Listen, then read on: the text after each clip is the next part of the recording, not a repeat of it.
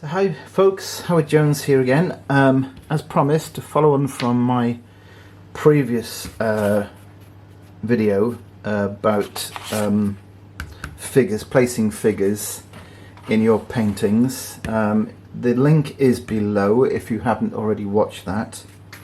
And so as promised, I'm just going to take this on to the next stage and actually place our figures in our scene. So for this demonstration, for this little mini tutorial, I'm using a scenario by where we're on flat ground.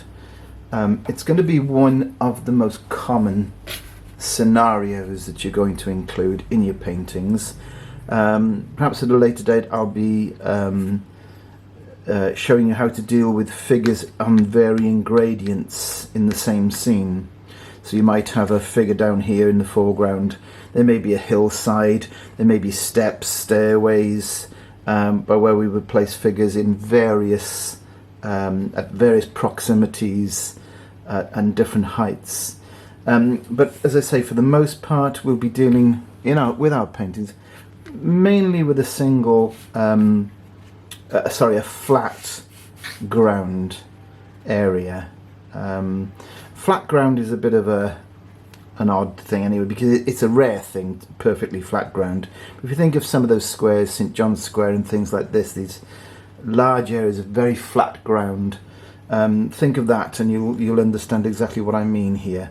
I paint a lot of village scenes in the UK and sometimes in Spain and places, and as I say, most of the time we're dealing with fairly flat ground, which this applies to. So the first rule is, and the most important thing is, to establish your eye line. Okay, so even when you're putting your buildings in, even before you've even thought about putting a figure in, don't put your figures in straight away.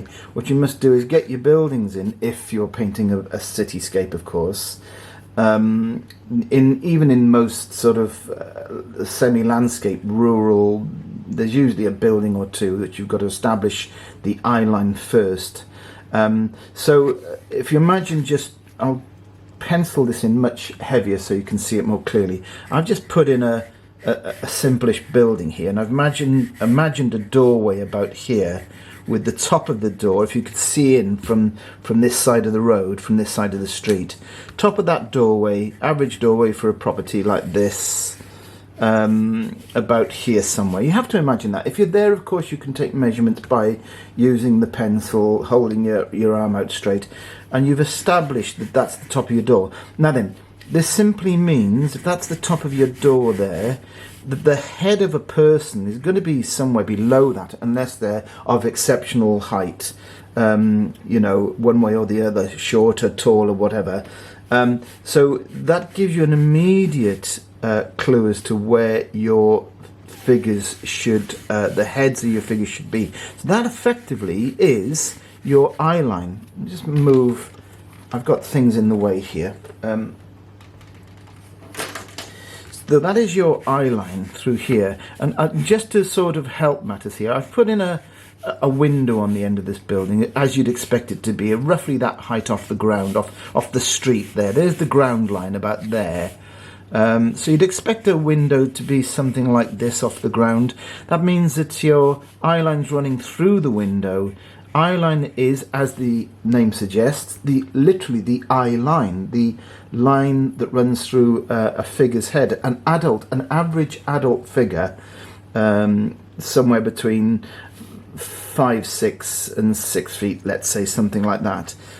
So the head of that figure is going to be about here, body here, and then of course if they're right up close to this, I'm placing them, I'm giving them the proximity of being close up to this window, up to this house. So that means that their feet will be down, hitting the ground at ground level. Head height here. Now then, this is the thing. This is the big thing. When putting figures on mass, this is the important thing. When the ground is flat, like this, the eye line is the same for all figures. every figure, no matter how many you put in and where you place them, whether they're 10 yards away from us, the viewer, or whether they're 200 yards away from us, the eye line, the heads will always sit on the same eye line. Okay, so let's deal with, let's imagine this chap has walked across here into the middle of the street. Okay, he keeps, providing he hasn't walked into the scene or towards us, if he keeps on the same line, he's going to retain the same measurement, the same height. His head's going to be there, something like that. Body's about here, and his feet are going to meet the ground about there. Okay, so he's just walked this way. Now, but his colleague here is walking towards these far off buildings, these buildings a bit further down the street. Now, his head is exactly the same, on exactly the same line. Okay, the only thing that changes is the scale of the vertical, is the height. This person's feet, because he might be just only 10 feet beyond this person here, so his feet are going to be slightly shorter to the ground. That's a smaller measurement to the ground. But this is the thing, it's the head that remains the same. Let's take this to the extreme and travel all the way down the street to this end house down here. Let me just show you this, because it might not make sense unless you can see it clearly. Just rough out the scale of this house down here. Okay, and there's a door to this house. So our figure, once again, is sharing the same eye line as our closer figures. But look, the scale of that figure has shrunk up to the point where the feet are on the ground line up here. This one a bit closer, a bit lower. And the closest to us at the moment is lower again. The ground line is there. So what if we had a figure in our face, really walking towards us as though we're about to shake hands with them? This would put the head same again. Remember, the eye line is a half measurement in the head. It's not up at the top in the forehead, as we sometimes make the mistake of doing. The eyes run through a half measurement from chin, bottom of the chin to the top of the head. So there would be the eyes. Now this figure would be like this, would be much bigger, much closer to us. Open shirt here, jacket on, something like this. There's the jacket, warm, perhaps face, red face, open shirt. You wouldn't see there. You get to about where their bottom is, or their pelvis there, something like that. You wouldn't see their legs, maybe just the top of the legs. So these are the rules of placing figures on flat ground. It's only the height. It's all about the head staying on the same line, but it's all about where the feet meet the ground that tell your viewer how close they are to us, and the scale of the shape, of course. Okay. Just like everything else, figures have to adhere to the rules of and the principles of perspective. Things shrink as they move away from us.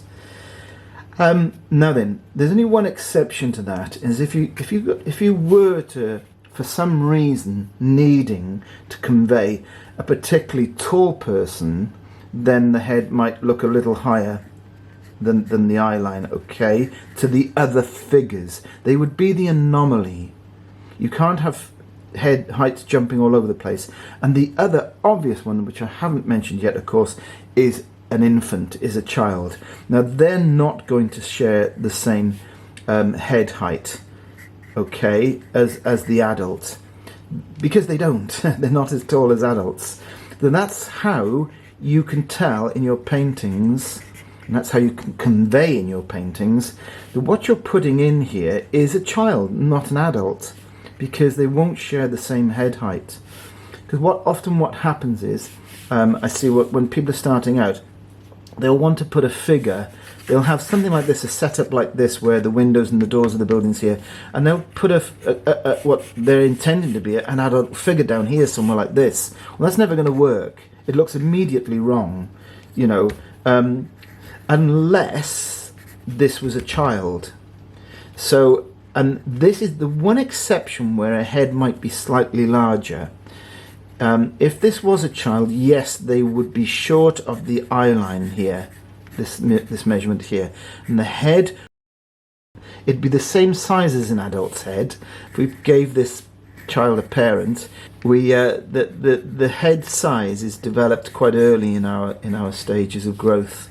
So that would be a parent, an adult, and a child. Okay, that's how you convey that situation.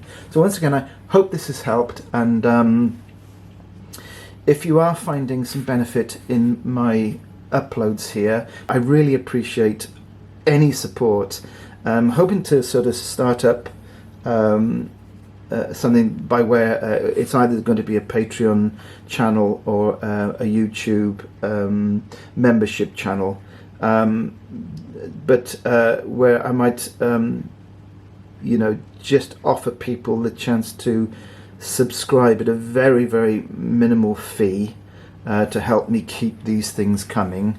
But at the very least, folks, if you could subscribe to my channel, hit the like button, hit the bell icon, because that will tell you as and when I upload these new videos each time.